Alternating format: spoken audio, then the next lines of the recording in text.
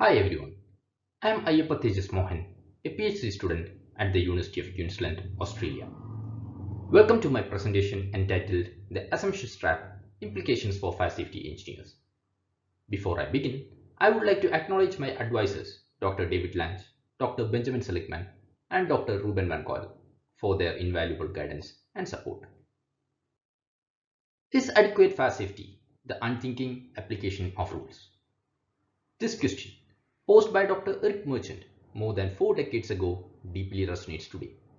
In a profession where the focus is often on achieving regulatory compliance as opposed to delivering fire-safe buildings, his words now echo louder than ever. So, what does unthinking mean? Colloquially, it refers to actions without critical reflection or consideration of context. Such actions are quick, automatic, and require very little cognitive efforts of the user. In fire safety engineering, the unthinking application of provisions in fire safety codes and guidance documents to the modern built environment often involves very little attention to the human thought process. Their underlying assumptions and appropriateness to the problem at hand are rarely questioned. As a result, the design rationale is left unjustified. This common oversight among fire safety engineers is what we term as the assumptions trap, and it can have unintended consequences. For instance, a fire safety engineer may be making a design decision based on incorrect assumptions. The design report is then prepared and it goes for approval.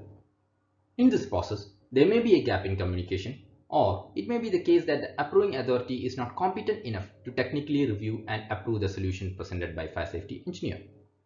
Finally, without asking further questions, the approving authority may be approving the design report. This is highlighting an ineffective manner of decision making in fire safety engineering. In this way, we can say that the assumptions trap is a concern in the context of delivering fire-safe buildings today.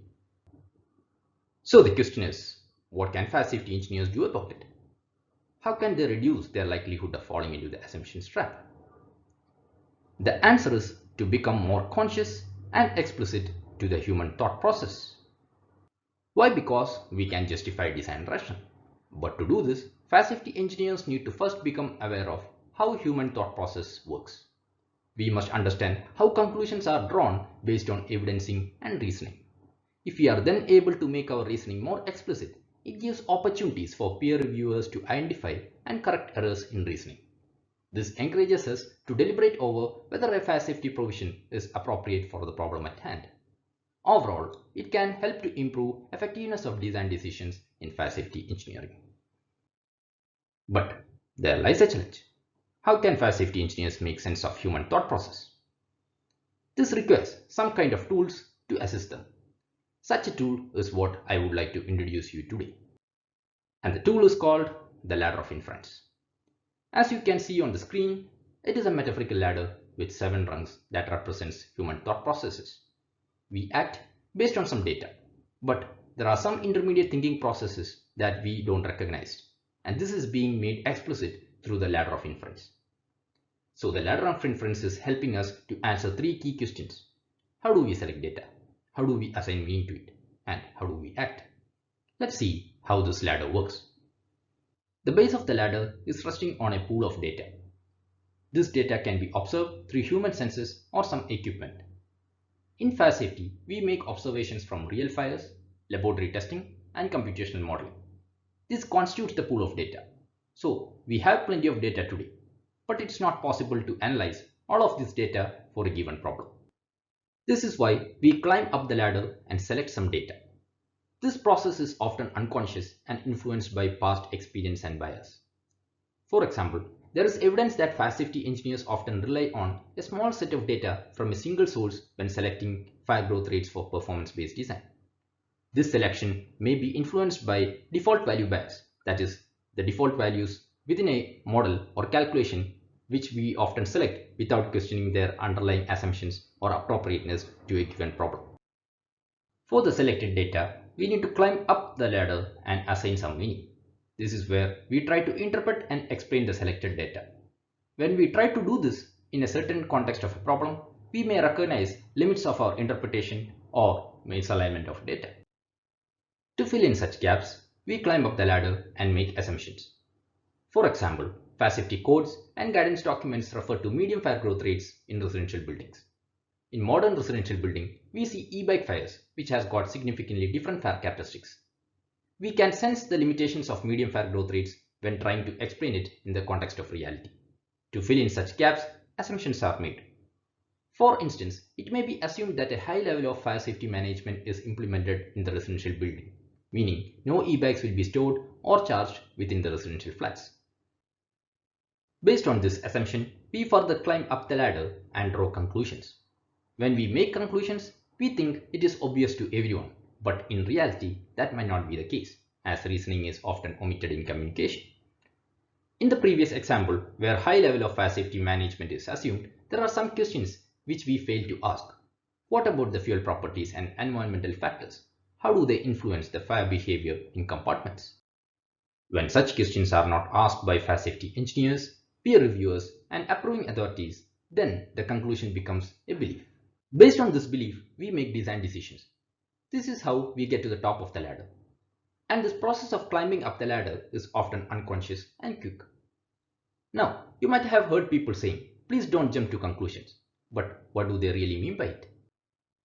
To understand this, I would like to introduce the concept of internal reinforcing loop.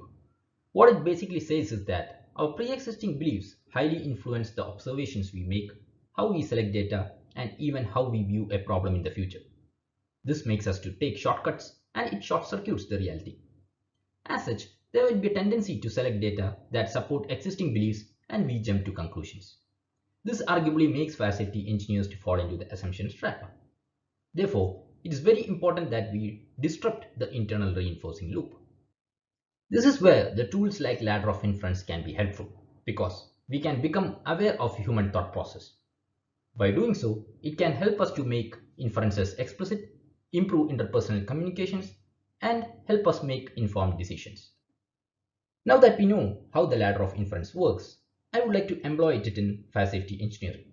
For this purpose, I am taking an example from Australian context. In Australia, the Fire Safety Verification Method Handbook, which consists of a number of data sheets, assists fire safety engineers in undertaking comparative safety assessment. In such assessment, we actually compare the performance of a performance solution to that of a prescriptive solution.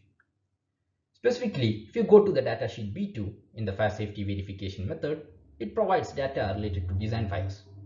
Particularly, table 4 of this datasheets provides proportions of fire types in dwellings without sprinklers. According to this table, 24.5% of fires remain in smoldering state, 60% of fire continue to flaming state, and the remaining 15.5% of fires develop into flash hole. Now, the question becomes, if fire safety engineers unthinkingly apply this data to modern buildings, is there a risk of them falling into the assumptions trap? To answer this question, we can employ the ladder of inference in two stages.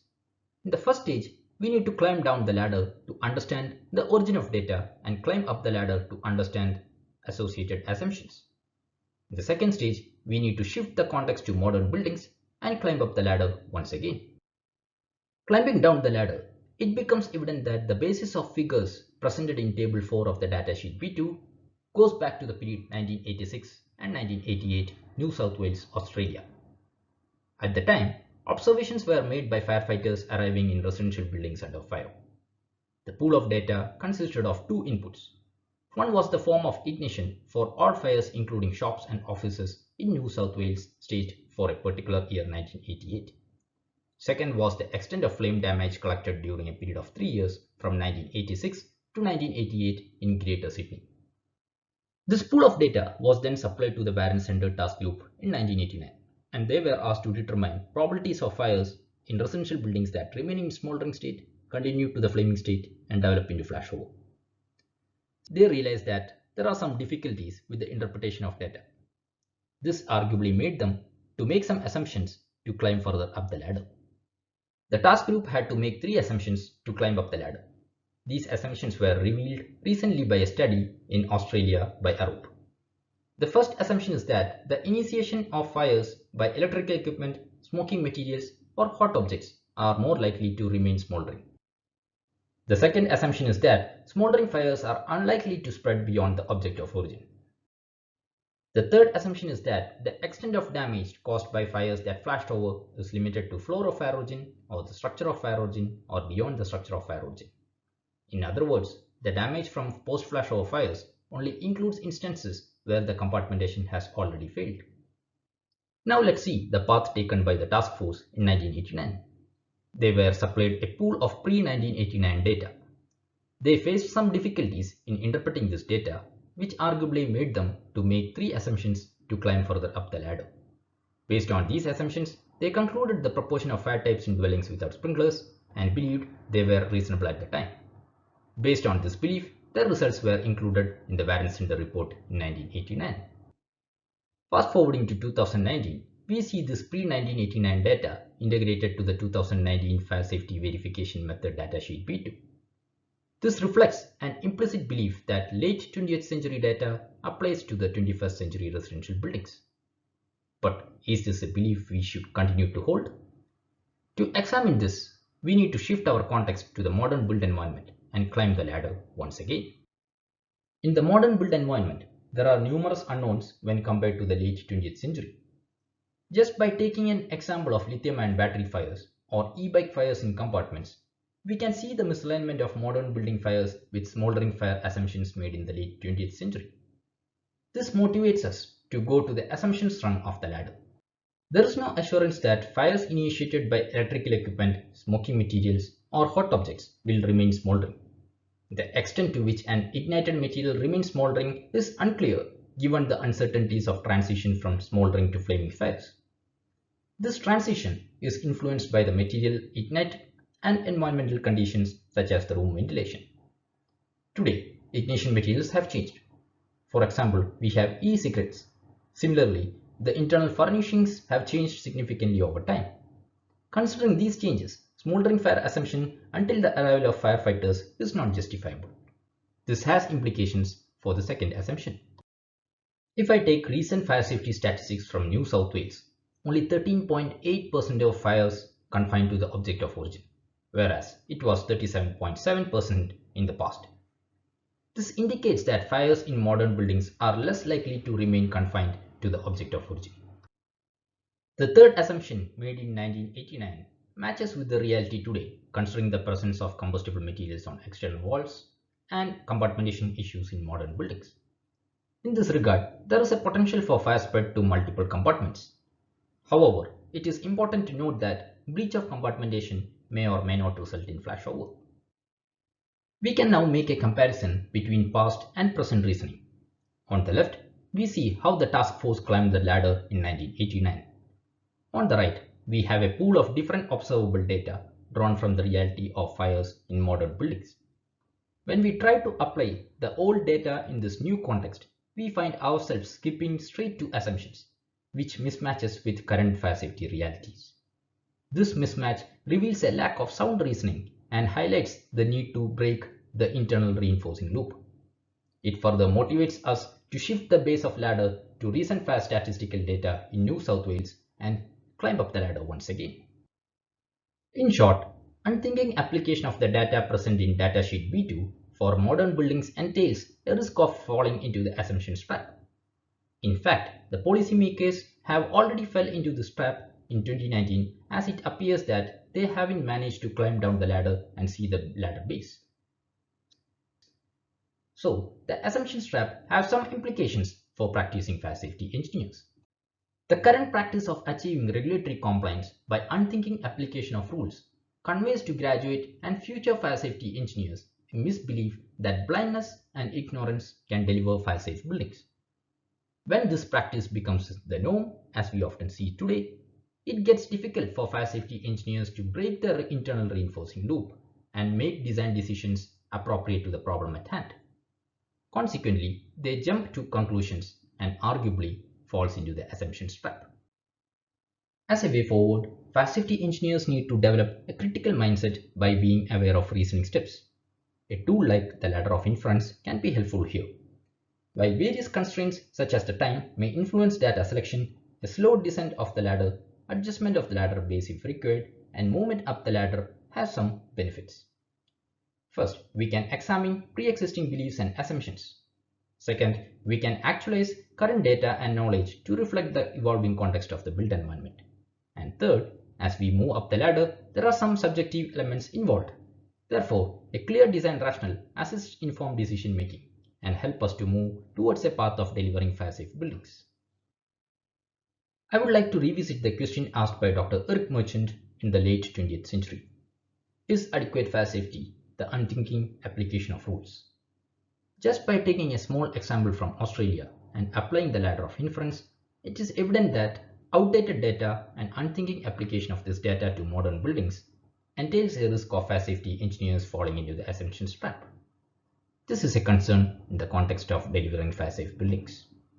As a way forward, it is important that fire safety engineers acknowledge the evolving context of fire safety, challenge assumptions, and select data appropriate to the problem at hand.